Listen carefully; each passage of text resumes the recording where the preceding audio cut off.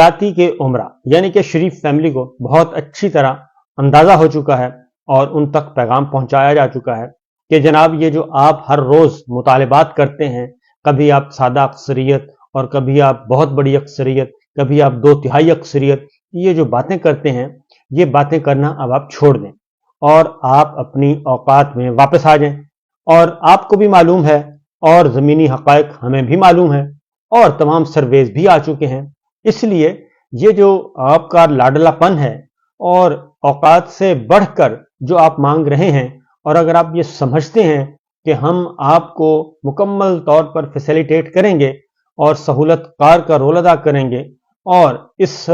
जुर्म में हम शरीक हो जाएंगे, जिसका मतलब है कि 70 अरब रुपया खर्च करके पाकिस्तान में एक फेक इलेक्शन करवाया जाए और उस फेक इलेक्शन में आपको जितवाया जाए ज़बरदस्ती, जबकि इस वक्त सूरत हाल ये है कि अगर तमाम की तमाम जमातें मिल भी जाएं तो उनके पास है 30% मैंडेट और अकेले इमरान खान के पास है 70% मैंडेट। तो मामला यह है कि जो हमारे मामलात हैं वो हम जाने। आप पॉलिटिकल बैटल की बात करें, पॉलिटिकल बैटल में आप ये किस तरह डिमांड करते हैं कि आप हमें जितवाकर इक़्तिदार के ऐवानों तक पहुंचाएं, और आप सूबा पंजाब भी मांगते हैं, आप खैबर पख्तूनख्वा भी मांगते हैं, आप मरकज़ की हुकूमत भी मांगते हैं, आप बलूचिस्तान की हुकूमत भी मांगते हैं, तो आखिर आप चाहते क्या हैं?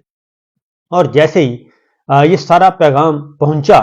और जब उन तक हक़ाइक़ रख दिए गए, बड़े वाज़े तौर पर 2 और 2 4 की तरह उनके सामने हक़ाइक़ रख दिए गए और ये बता दिया गया कि जनाब पॉलिटिकल बैटल तो आप ही ने लड़नी है। और ये किस बुनियाद पे कहा गया? ये उस बुनियाद पे कहा गया जो सर्वेज हुए, और उस बुनियाद पे कहा गया जो पुलिस की, स्पेशल ब्रांच की, MI की, ISI की और दीगर जितने भी आप इदारे समझ लें उन सब की रिपोर्ट्स आई, और जितने भी प्राइवेट, सरकारी, गैर सरकारी सर्वेज आए, वो सारे आने के बाद ये कहा गया कि जनाब हर हलके का ये रिजल्ट है। तो अब आप बताइए आपकी क्या फरमाइश है? तो उसमें क्योंकि जो नंबर्स आ रहे हैं उस नंबर्स में तो ये तीसरे नंबर पे हैं, और बल्कि तीसरे नंबर पे मुश्किल आएंगे, हो सकता है कोई इंडिपेंडेंट ही ना आगे निकल जाए। इस वक्त की ये सिचुएशन है। और इनका जो टिकट, जो ये समझते थे कि हमारा टिकट ब्लैक में बिकेगा, वो टिकट जो है अब रुल रहा है, और सिवाय इसके कि जो पुराने इनके लोग हैं वो सिर्फ टिकट्स ले रहे हैं, और बाकी मुख्तलिफ अजला में इनके आपस की लड़ाइयाँ बहुत हैं, इनके ग्रुप्स बन चुके हैं, ग्रुप बंदियाँ हैं, और इनके अपने अंदर भी लड़ाइयाँ हैं, फैमिली के अंदर भी प्रॉब्लम्स हैं। वो सारे के सारे हक़ाइक़ सामने रखते हुए ये कैसे कह सकते हैं? ये सब कुछ जब हो गया तो इन्होंने जनाब गालियां देना शुरू कर दी, और सबसे पहले जावेद लतीफ़ साहब आए, उन्होंने कहा कि ये तो रिटायर्ड लोग हैं जो ये सारा खेल खराब कर रहे हैं। वो रिटायर्ड का तो नाम ही ले रहे थे, लेकिन कहना ये चाह रहे थे कि देखें जनाब, फिर हम जुबान दराज तो हैं। तो इस तरह की बातें जब होना शुरू हुई तो अब सूरत हाल इस वक्त ये है। और ख़ास तौर पे पिछले दिनों एक आपने इंटरव्यू देखा,